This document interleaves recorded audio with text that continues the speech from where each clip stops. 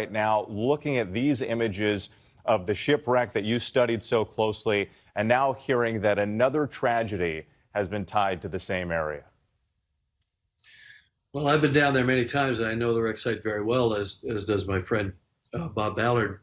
I've been made 33 dives. I actually calculated that I've spent more time on the ship than the captain did back in the day. And of course, as a submersible designer myself, I designed and built a sub to go to the deepest place in the ocean, 3 times deeper than Titanic. So I understand the engineering problems associated with building this type of vehicle and all the safety protocols that you have to go through. And I think that what Bob said, because I was watching, is absolutely critical for people to really get the take home message from this, from our effort here, is deep submergence diving is a mature art. From the early 60s, where there were a few accidents, nobody was killed in the deep submergence, until now, is more time than between Kitty Hawk and the flight of the first 747.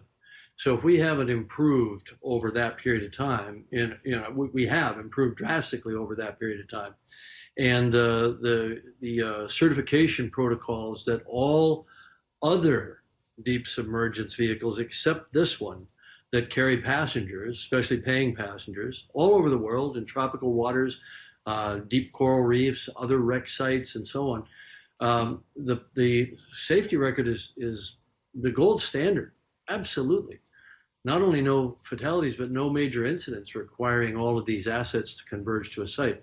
Of course, that's the nightmare that we've all lived with, since all of us entered this field of deep exploration. We live with it in the back of our minds.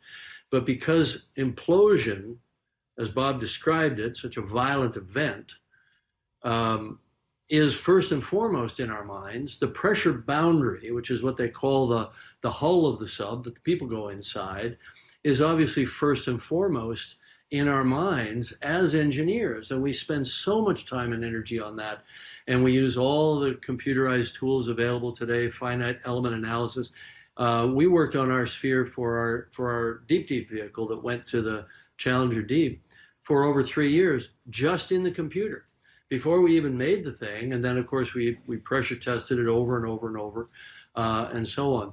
So, this is a mature art, and many people in the community were very concerned about this sub, and a number of the top players in the deep submergence engineering community even wrote letters to the company saying that what they were doing was too experimental to carry passengers and that needed to be certified, and so on. So I'm struck by the similarity of the Titanic disaster itself, where the captain was repeatedly warned about ice ahead of his ship, and yet he steamed at full speed into an ice field on a moonless night, and many people died as a result. And for a very similar tragedy where warnings went unheeded to take place at the same exact site, with all the diving that's going on all around the world, I think it's just astonishing. It's really quite surreal. And of course, P.H. Nargeolet,